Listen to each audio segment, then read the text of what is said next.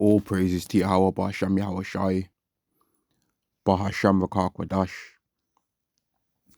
Double honors to the apostles and the elders of Great Millstone, and Shalom to the elected nation of Israel. And this is going to be Salakim, and this is going to be a lesson on the nation of Israel, and just talking about our nation a little bit and going into how, all right, like among our nation, right, we have some extreme talent, man. Right, we have extreme talent. Like we got all these mighty men that are in the NFL, NBA, boxers, right? People that might be soldiers in Esau's army, right? That Israelites that showed Esau all these different ways and these different techniques for warfare, but they don't get the credit. Right, we got all these musicians, all these people that are just of a high talent, all these people that are smart and wise, right? We got all these people that are just might be regular everyday people, but Yahweh's made them be beautiful or made them be handsome, right? We got all this talent, all this beautiful stuff in our nation, right? But among our whole nation, the best thing to come out of our nation in general is Yahweh Shai, right? But the best part of our nation, the best thing in our nation right now, although it doesn't get the credit, are the prophets of Yahweh Ba'Shem Yahweh Shai, right? Because they're the only people that are actually saying and doing the things that are necessary to make us get out of the position that we're in. We ain't gonna get out of our captivity that we're in as a nation because we've got some great singers, we've got some great basketball players. But the people that are calling upon the name of Yahweh Ba'Shem Yahweh Shai, that spiritually is connected to us. In fact, let me get that. That spiritually is connected to us getting the hell out of this society, man. Right? Let me go Revelation 7. Because the elected nation of Israel is directly connected to the end of this society. Revelation chapter 7 and verse 1, and after these things I saw 4 angels standing on the 4 corners of the earth, holding the 4 winds of the earth, that the wind should not blow on the earth, not on the sea, nor on any tree. And I saw another angel ascending from the east, having the great seal of the living power. And he cried with a loud voice to the 4 angels to whom it was given to hurt the earth and the sea, saying, hurt not the earth, neither the sea, nor the trees, till we have sealed the servants of our power in their foreheads. And I heard, so that's connecting the elected nation of Israel to getting out of it. It doesn't say nothing about don't hurt the earth and neither the sea till we get some singers and some musicians and some boxers, until we get some fighters that can unify the belts in 4 different weight classes. It don't say nothing like that, right? Or till we get a singer that can hit every single note on the piano chords from 0 to 9, the nines and all that. It don't say none of that. It don't say nothing about that, man. It don't say till we can get a basketball player that can dunk from the halfway line. It's about the elected nation of Israel. That's the best thing to come out of our nation in terms of us getting the hell out of this place, man. It's got nothing to do with the talent that we got in our nation, which is high level. But it's not about, until we can find a Jake that is handsome and they're tall and they can just stand on the corner and pass their phone to women and they just love him and they just fall in love with the guy. Till we can get 10 Israelites that living on the earth at the same time that all are just as handsome as Absalom was in his time.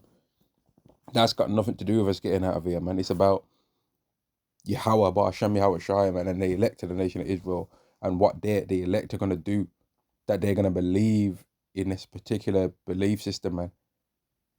That's what gets us out of here. Verse 4, and I heard the number of them which were sealed, and they were sealed 144,000 of all the tribes of the children of Israel, which is people that are going to believe in a certain doctrine, man. Not in being a basketball player. So, like, you've got scoffers like Anton Daniels, right? Which he hasn't been brought up for a while, but he would think that he's doing something in this world because he could probably just drop and donate $500 here, drop and donate $500 there. But he'll be dropping and donating $500 here and there and feel like he's doing something to a person that don't need his $500. Like I seen that he dropped that he gave like Anton Daniels fight, which we wouldn't care. We wouldn't even want no money from that guy anyway. As Israelites, if he tried to donate some money to the Israelites, right, they'd give it him back. They wouldn't want that shit. Any Israelite with some honor about them anyway, they wouldn't want it because he's a dirty scoffer, right? He's a scoffer, man.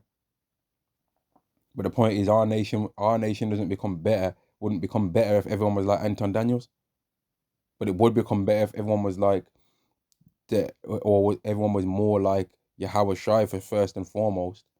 And then the people that believe in Yahweh Shai, our nation would be better if more people was trying to be like what the Hebrew Israelites are like. We'd have some honor in our nation. People wouldn't be trying to be adulterers, man.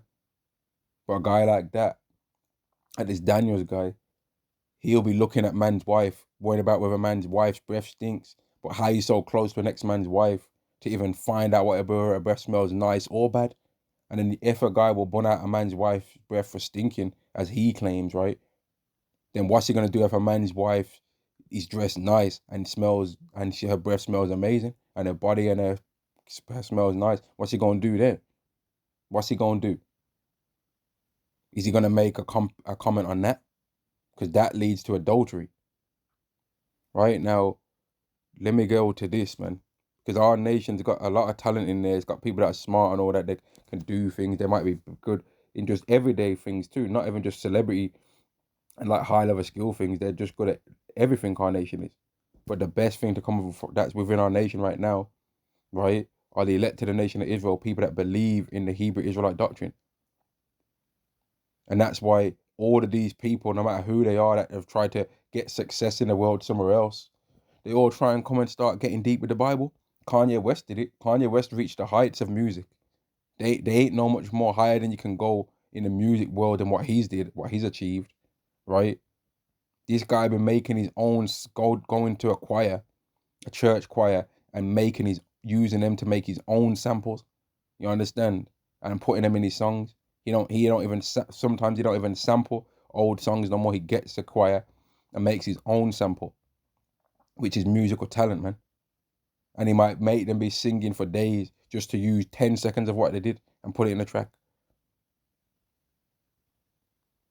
But when he started wanting to try and get deep, he had to start trying to talk about being an Israelite. But the Apostles of Great Millstone, they've been talking about that 40 years plus. Combined, all the Apostles of Great Millstone, it's like 100 plus years of knowledge between them all. So if he was to compare what the Apostle Tahar, Apostle Gabar, Apostle Ariamlab, Apostle Rakar was to tell you and teach you about living on this earth and about what you're supposed to be doing, versus some celebrity mans, they ain't gonna be, you know what I mean? It's not gonna be comparable. And they'd end up being made to look stupid in front of our teachers, man. And I'm not saying this like it's no competition, because it's not a competition, because the only reason why the Apostles of Great Millstone believe what they believe and was even been set on this path to keep teaching like how they have anyway, is ultimately because Yahweh made them be able to do it. Now, it's beautiful that they're doing it, but it's because Yahweh made them do it. Just like how Yahweh Shai is Yahweh Shai, because Yahweh made him be Yahweh Shai. It's not of a man's own self to make him be like what he's like, man. Jeremiah chapter 9 and verse 23 does say, if Yahweh let not the wise man glory in his wisdom, neither let the mighty man glory in his might, let not the rich man glory in his riches, but let him that glorieth glory in this, that he understandeth and knoweth me, that I am Yahweh, which exercise loving kindness, judgment, and righteousness in the earth. For in these things I delight, saith Yahweh. Right? That's what it's about. It's not about how many mighty men we got in our nation, how many wise men that are going to break down statistically this and statistically that. Oh, actually, the words pronounced. It's not about all of that. It's not about how many mighty men. Oh, you can hit 500 3-point shots in a row. You can throw 500 darts at a dartboard and it's going to hit the bullseye every single time. You can go in ascending order from 1 to 20, descending order from 1 to 20. Then you can hit the doubles. Then you can hit the triples and not miss one dart. Okay, that would be amazing. But that's not the reason why nations getting out of Babylon the Great and all the places that we were scattered, though, is it? It's going to be based on, and it shall come to pass when you have went through the blessing and the curse, which Yahweh set before you this day. Then you shall call into mind among every nation that you were scattered. Are the basketball players talking about the curses of Deuteronomy? No, they're not. Is a guy like Anton Daniels that's boasting in how he's a millionaire and he's rich, calling men dusty. Is he talking about the curse of Deuteronomy? No. But he have a stupid God loves all hat on his head though, innit? Which is wrong because God doesn't love Esau, does he? And then if you drop that on a guy like that, he ain't gonna know what to say. But he'll like to try, when he's doing his debates, try and start talking about the Bible and try to say, you got the wrong one here. I'm about the Bible. No, you're not about the Bible. But when you came against the Hebrew Israelites, you were scoffing. If he was really about the Bible, when they said everything, when you seen them saying the things they were saying, you wouldn't have called them dusty. You would have said these men are right. You wouldn't have made as the innumerable videos that you've made, about 3 or 4 plus videos that you've made, scoffing and mocking them. You would have said these guys are right. They're telling the truth. You would have said that. You wouldn't have run your mouth talking about them in a negative way. You would have realized they're telling the truth about things, man.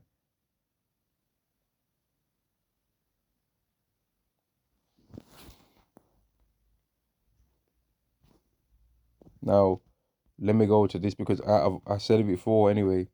Like among our nation, the best thing to come out of it are the Israelites, but it doesn't have the honor because it's been designed to look stupid.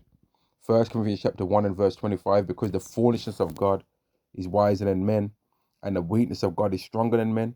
For you see your calling, brethren, how that not many wise after the flesh, not many mighty, not many noble are called, but Yahweh have chosen the foolish things of the world to confound the wise, and Yahweh have chosen the weak things of the world to confound the things that are mighty. One of the foolish things of the world is men speaking from the Bible, because the way our people look at it is like, yeah, but you're saying all of this stuff, but ultimately you're just talking. You man are just talking though. But what they don't understand is that one of the most powerful things in all existence is just words, right? The word of Yahweh was made flesh. So there's a lot of power in words, but people try and not give power in words. People will try and talk about how all you man do is talking when it comes to the Hebrew Israelites, right? But then when it comes to their favorite singer, they won't mind the words that that person's spewing out their mouth, because all singing is talking words, right? But in a musical way. It's saying words. That's all music is. Saying words in a beautiful sounding way. And then it influences people though, doesn't it? Well, when it comes to the Bible and this doctrine, this is music. This is a new song. Psalm 149, this is a song, man. And every single time that you hear in a Hebrew Israelite, they're really singing it, man. They're really singing that new song. They're singing. Now, it might not always sound like they're singing, but they're singing though.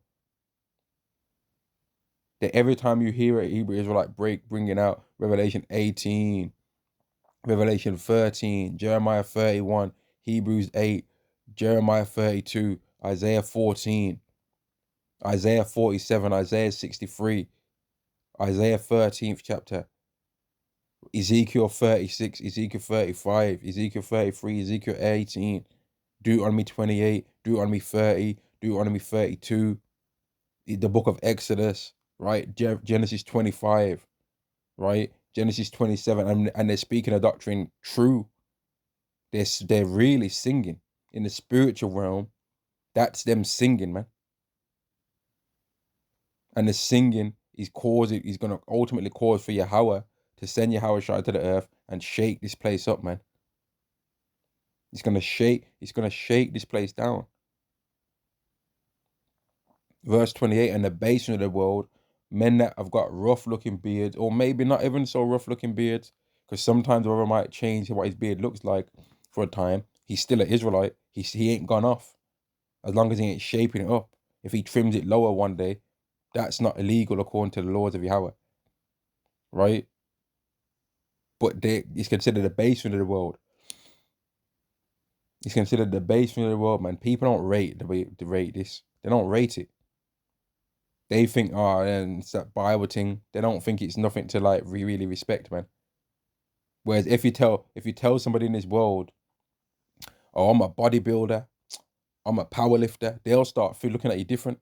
Or you say, oh, I'm a personal trainer, or I'm a doctor, I'm a lawyer, or I'm an engineer, or I'm into cybersecurity, or I'm a singer, or I'm a rock star, or I'm actually heavily into blah blah blah industries actually at the moment, or I'm a watchmaker, or I'm a jeweler.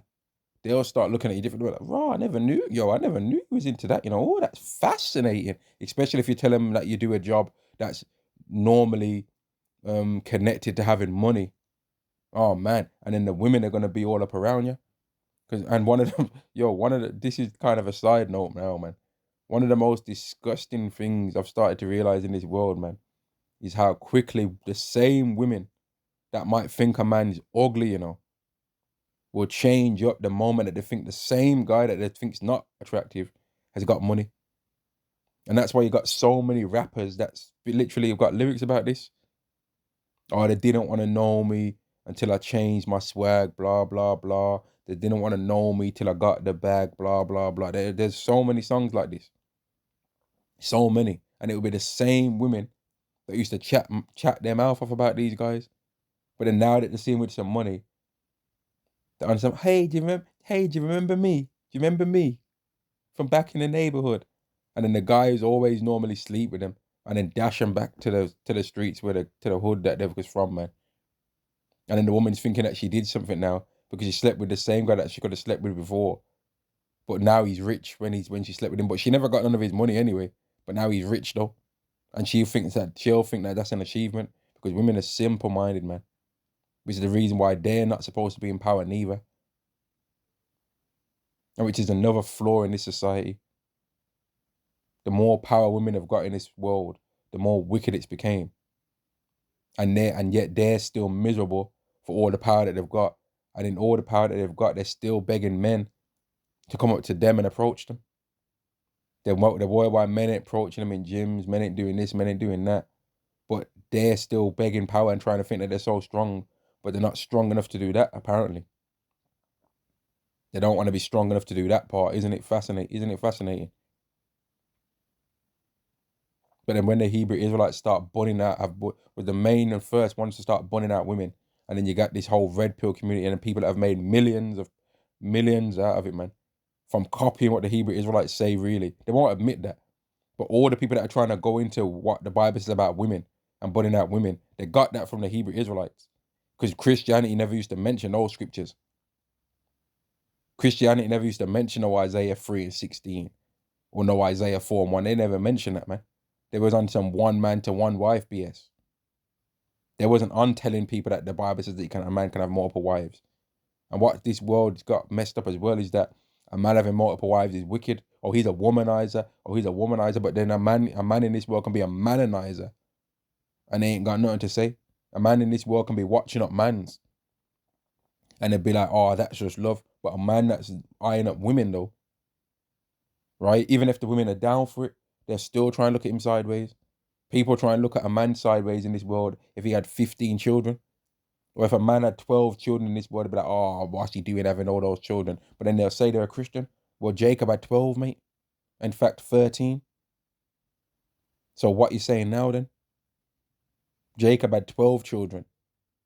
But in this world, if a man has 4 children, 3, 2, or 5, 7, but oh man, how's he, as if it's any of their business. But then a woman that works till she's 40 years old and then decides that she wants to have some children, they think that that's okay.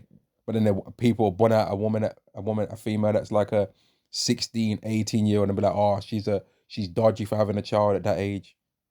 As if their grandparents didn't do the same thing. Stupid idiots, man.